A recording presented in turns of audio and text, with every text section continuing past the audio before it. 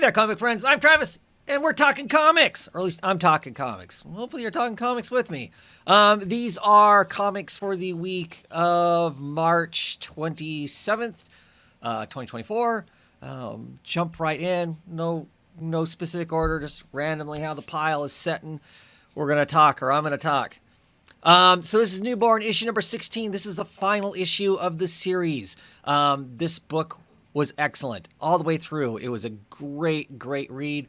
I'm just always kind of blown away. This is written by Chip Zdarsky and Jacob Phillips on art. Chip Zdarsky came into my my world of reading comics for Sex Criminals. That is a wonderful, emotionally goofy comic. You read the back matter in it, and Chip just comes across as somebody who doesn't take a whole lot real serious. Early on, he would do interviews wearing a Garfield costume, or just and I mean, like, he has he famous for a while for having an ongoing conversation with the I think it was the automated chat bot for Applebee's. So just not a serious guy, and this is a serious comic, a serious story, a serious ending, and just really great. I mean, just goes to show that one persona doesn't necessarily mean that that's all you have in the book. I just absolutely loved it. I recommend this to basically anybody if you like crime noir type stuff, detective type stories. Early on you used to go, oh, Columbo, but no, because Columbo has a wit and a smirk with the audience that this doesn't have. This is serious. It's hard boiled, and just really good. Really good. If you've read the single issues, you're getting kudos to Chip and Jacob for choosing to allow other creators to write short stories in the back of the issues. Maybe up-and-comers, people who aren't getting as much traction. Chip allowing some of the space in his book to maybe get some more eyes on stuff that you wouldn't see otherwise. Some of those stories have been good, and some of them are, okay, whatever, not my jam, but that's fine here and there. I at least got to see something different from some people who I probably wouldn't get to see published otherwise. So that's cool too. And the reason I mentioned that is because I was talking with Longbox Review Eric, and he was commenting the fact that he picked up the first trade and was getting more trades. And he had commented the fact that, gee, what's the price on the book? Because I was saying, oh, I love that book. And he's like, what's the price on the book? It's like only 16 pages or something. And I was like, well, this is the price, but you're getting more than 16 pages. Because you're getting that backup story also. This issue was like 23 pages of Newburn story and plus the backup. So I don't know if there's a official, this is the count. It's what works for them to tell the story, I think. But at any rate, excellent story. Has lots of twists and turns in it. And just some really smart stuff. Like I said, I recommend this to... this is something that I would give, like my mother, who doesn't read comics, who swore that by the time I was 18, I would have given up comics. Almost 40 years later. But she likes crime type stuff and noir type stuff. I would give her this to read. And maybe I'll pick it up in trades. Maybe I will give it to her because she really likes that type of stuff. So who knows? That would be interesting. At any rate, so here we are with Invasive issue number 4. This is the final of this story. Also, if you saw me on this is the books I got this week, I commented on the fact that this doesn't look like, the cover artist doesn't look like the same cover artist. It's not. The interiors are actually not done by the person who's done the interiors for the last 3 issues. So pretty disruptive to the story to have that kind of a visual change. I believe that the person who does the work on here in this issue attempts to mimic the style of the person that was there that had done the other work, but it's not the same. It, at least for me, it's visually quickly not the same thing, and that kind of takes some of the wind out of the sails. It was a fine story otherwise. It was interesting. It had kind of a weird climax with the bad guy. We don't really truly get a this is why they're doing it. Do we need that justification when it's a horror book? I don't know, other than the characters we've been following all along have been wanting that answer. I guess we do get that answer to some degree, because one of the characters takes a path that maybe we wouldn't have predicted that they would have taken. But yeah, the biggest hiccup for me is a sudden a change in artist. I mean, I don't know. I don't keep track of the people who are doing the work in this case, so I don't know if something happened to that artist. You know, they have something going on. They're completely unable to make the commitment to do it, or what. I mean, if it was a matter of, they're sick, if they were going to get better, I would have rather had the delay. But it is what it is. A story about people either getting illegal surgeries done and then basically a small mob of black market murder surgeons roaming the streets, scooping people up and doing random surgeries on them for reasons. Yeah. Let's see. Detective Comics. This is issue 1083. This ends the story of Batman in the desert, doing his battle, and seems that he's come out the other side. We'll be curious to see exactly what that is. Like I've said all along with this arc, this is a story that's that's kind of been told before. I think that Bram V and Federici do a good job of telling that story. It has Dr. Hurt in it. There's a great backup story that has to do with Dr. Hurt also, which I thought was really good. The art is stellar here. Yeah, see, some great art. So there's also a part of the story is also in Gotham. It has to do with the Question trying to ask the right questions to keep things kind of alive, because our main bad guys in this have basically taken out the icons that used to be in Gotham and have set some stuff in motion to kind of brainwash people, Gotham, into not remembering Batman, not remembering the way things used to be, and just kind of cleaning up Gotham. Of course, in the process of cleaning up Gotham, not only are they taking away free will, they're just kind of taking out the garbage, the street life and whatnot. They're just getting rid of it and whatnot. So, but like I said, the part in the desert, been told before. I think it does, but I still think it does a good job. Hits some interesting notes and gets once again into the psyche of Batman and what it means to be Batman. I think maybe adds some different rationales for Batman. It's not all vengeance. And I appreciate that. I think it kind of makes him less dark. I mean, he's still dark. It's still a dark book. I don't think Batman's ever going to move away from that in the main title ever, since the Dark Knight Returns. That's pretty much been the staple of the book. But his drive for doing what he's doing and why he continues to do it, I think, is less dark, less driven by rage and vengeance and justice, but not justice, if you know what I mean. So I'm still really enjoying the book. Definitely looking forward to the next arc, where we're going to deal with our our main bad guys, I would assume. It's been really good. It's been really enjoyable Batman books. And I say as somebody who's probably read too many Batman books and kind of feels like there's too many Batman books. Excellent Batman book. Okay, then we move on to Monstress, issue number 50.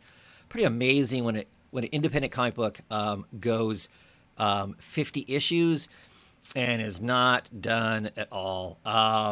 Hasn't taken any insane breaks. It's taken some breaks, but it hasn't taken like the saga.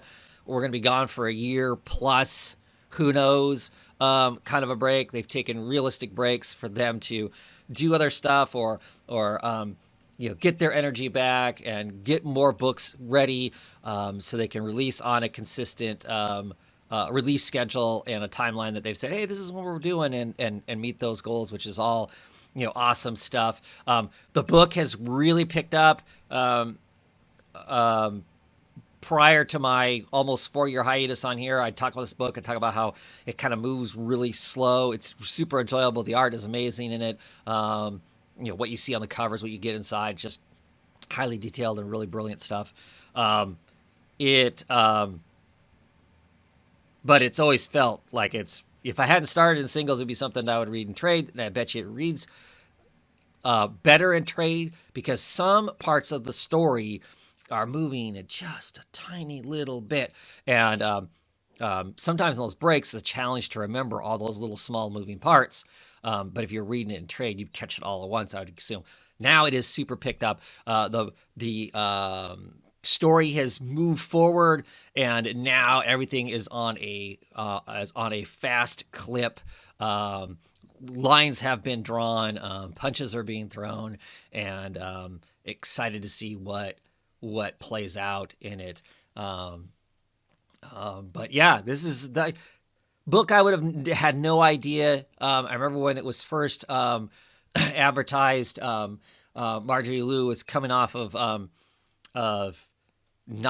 I think not necessarily enjoying herself, writing some X-Men books and that sort of thing, and wanting more women in comics, wanting that voice in comics.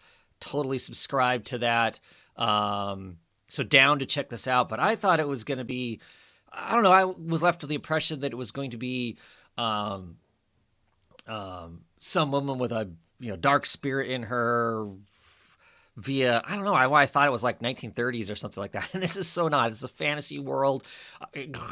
Clearly our main character has a, I don't think it's a kind of a spoiler. She is walking around with basically an elder god, an ancient god, kind of tied inside of her. And when stuff starts getting too real, that comes out and just wrecks everything like you would think an elder god would. She also suffers from a hunger that she needs to eat, and she doesn't eat hamburgers. So yeah. But just, it's cool stuff. It's really cool stuff. I really, like I said, the art is pretty, amazing. I love Zen. Zen's our elder god. He's kind of an interesting cat. So good stuff there. Let's see. Move on to, this is the Six Fingers issue number 2, part of this dually written and art story, telling a kind of the same happenings that are going on. Some sort of a serial killing is happening. We're getting one half that seems to be more along the lines that this is potentially the person that's doing the killing or is wrapped up in it somehow. And then, of course, there's the other story that has to do with the retiring detective that is chasing the case. In this issue, it's interesting. Our character's not sure if maybe he has done this horrific stuff because he seems to be where it happens.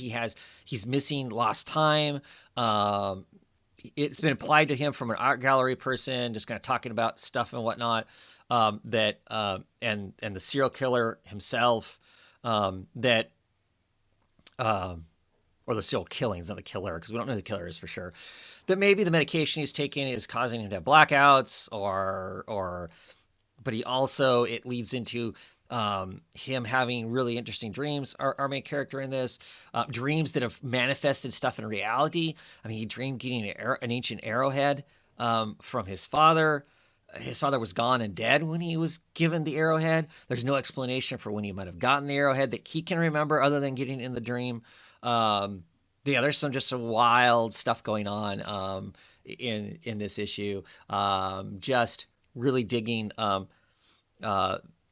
the two books. I think they're really fascinating to kind of read the two and see where they're going to go along. I don't know how many issues this is. I mean, I know it's not not an ongoing, so I don't know how fast the story is going to start moving. Because, like I said, we're 2 issues in now. If we're guessing, it's like 6-ish. Maybe it's 9. If it was 9, that would be awesome. 2 trades worth, maybe, just to get a bigger story. Because otherwise, if it's like 6 issues or 5 issues, now it's going to have to really start, moving. But yeah, I'm just really curious to see where it goes. It's pretty head trippy stuff in this issue. Yeah, good stuff. The Flash, issue number 7.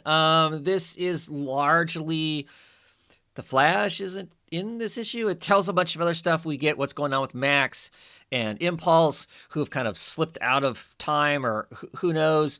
We get kind of a third party that's in the play in this whole, what's going on. We've kind of, like I said, we've slipped into some other reality, sort of a thing. We've got some ancient or all-knowing, or I don't know, beings that have kind of been earlier in the book with some implications, and now we've got some humans who seem to be like time cops of sorts, who are now who are in play. So that'll be curious to see how that is. There's some elements of the book that I'm not 100% sure on, because I'm not like deeply steeped in the Flash, and so I don't know if characters are acting out of character or if that's just normally how they would be. There's a scene in here with the Flash's wife, and they have their baby, and she's listening with the baby, and it's Barry, and they're having this conversation, and she's talking with the baby, and Barry's really concerned because things aren't right. I mean, it's some dark and some sinister looking stuff's going on. He doesn't get it. People aren't doing things the wrong way, and she just seems very copacetic. She's all so laid back. Oh, Barry, it's okay. Oh, Barry, it's fine.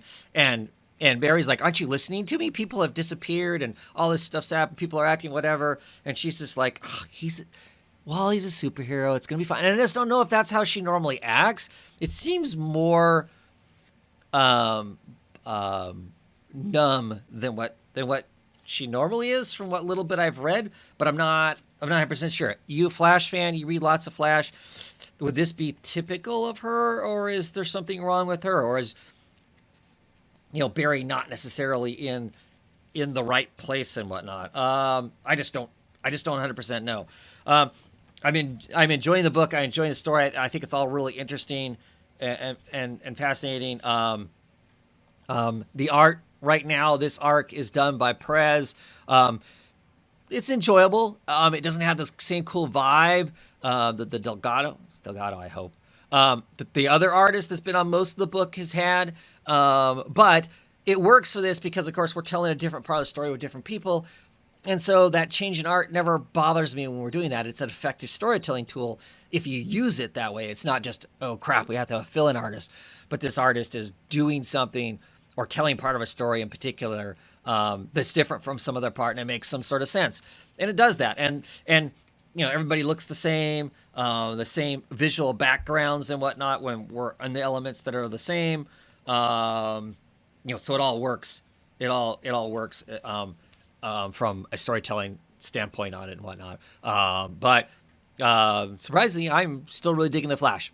Picked up the Flash basically because Cy Spurrier was writing it. I like a lot of what he does, so I try to give most everything that he does a try.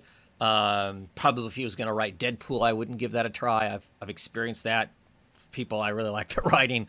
I just can't get past certain characters or whatever. The Flash of those characters has just been kind of he's a comedy sidekick normally in my brain. On the Justice League, fine character. Same in the Titans, fine character, but not somebody I need to do a deep dive into or read anything particular about them. This has really changed my tune. I'm really enjoying this. His world, at least as presented in this comic, has been really interesting, and I spend time after reading the book thinking about what does that all mean. And anytime I can read a book and I spend time afterwards thinking about it, for me that's a good thing, because there are definitely other books that I read, I enjoy them, and then I don't give them a thought at all. It just is. And finally, this week we are going to talk Knights, issue number 6, end of the arc. Crazy stuff happens. Absolutely love Gray. Gray is a great character. We get a whole bunch more backstory on Gray, kind of where she come from, why she is who she is. We find out that maybe she's not a vampire. She has what seems to be vampiric tendencies, but maybe her origins is much, much more than that. I have no idea if this book will continue. I certainly hope it does, because there is a whole branch of story that has not been touched on. It got introduced. Gray's about the only character in here I can always remember what their name is. Gray and Matthew. Matthew is the skeleton. The skeleton in this is awesome again. I'm just looking real quick to see if I can find out what Gray's potential boyfriend's name is, and I cannot remember off the top of my head, unfortunately. At any rate, his brother, Vince, that's right. So Vince's brother, who kind of adopted him and moved him down to Florida, how that story goes, his brother is, his actual job is kind of like a hitman of sorts, and things have gone really bad for him on a job that he's on, and we haven't seen any more about that. We've gotten a few pages of it a few issues ago, and haven't had anything on that because this has been exploding. So we find out that, like I said, that maybe Gray isn't a vampire, that there are bigger things at work, and they're trying to bust out. And the way they're trying to bust out visually from us in the regular world, I don't know if it's going to pick up that wonderful pinkish red blob that's slowly forming some sort of a vortex cocoon sort of a thing, made out of what looks like blood vessels and stuff, is going to burst open, and the new Gray potentially would come out. But Gray is, of course, battling in her head with this thing, and it ends on a cool note. Plenty for us to explore. I hope we get to explore it. It's just a really interesting world. Cool thing about it, it has its own playlist. If you're doing the Spotify thing, or even if you're not doing the Spotify thing, you can at least read all those titles there, and you can check out the playlist. Every single issue has its own plays, which is cool. I like music, so I dig that. Another thing I think is cool about the book is every month they have a piece of clothing of the month, which I don't know how successful this is. I have no idea. I think that's cool. I have not ordered anything from it, but each month they have a shirt of the month club, and I don't know. With printing the way it is these days, maybe they can effectively do 20 people ordered this, and they can print those 20 and still make some money and still have some fun. I think that's cool. That's just adds more cool stuff to the fan part of the book. I like the art. It's a different style of art. I don't know. It has some manga elements as far as like facial features and that sort of stuff go, but don't dive so deep into the manga that we get tons of emoji stuff popping by people's head. That's a thing about manga that does not thrill me. But the art is cool. There's some fun stuff. Punching ghosts. I do love this. That's Matthew there, our skeleton friend. He's tackling this lady. Ghost tackle. And then over here, I gotta remember how this works. Over here, disarming ghost kick. I don't know. It's just it's just fun stuff. Matthew gets busted in the face by a pair of magical brass knuckles and takes him out. But he did his best for a while. But yeah, it's a cool world. It's this world where there's supernatural stuff. The United States is broken up a little differently. Florida is still part of Spain. I don't think this says anymore. There's always this little thing at the beginning that kind of tells you what is going on. It seems to be printed in a number of different languages, and I'm assuming it's all the languages that are spoken in Florida. One of them is definitely Spanish, English. I think it's Japanese and not Korean. But yeah, it's cool. It's a cool gig, and then there's this person, this element that's going on. You can't read what's being written there, which is fine. And that's a whole other kind of weird element story that I'm hoping that we're going to get more of. I mean, it clearly it ends on a ooh, there's more. So we'll just see what that's going to be. I hope people are checking it out and reading it, so it continues to have the space to tell the story that they want to tell. Wyatt Kennedy, Luigi Formation. Yeah. See, I it's the one I'm not a great speller. I'm not good at pronouncing names. It's those things I really like to be better at, is pronouncing people's names. I suppose I could Google that or something, and maybe it would give me a phonetic way to say all those people's names so I get it right, because I want to support the people, because the people, right? If we don't have the creators, we don't have the books. Whatever you might think, you can't put this into into some stupid AI generator and generate art. You can generate regurgitated crap, but not art. Anyway, that's a different soapbox. That's my books this week. What'd you think? Am I totally off base and whatnot? I love hearing other people's opinions. I may argue with you. I don't take it personal. Unless you call me stupid. Well, even then I probably wouldn't take it personal. Anyway, you reading these books? What'd you think? Something different than me? Let me know.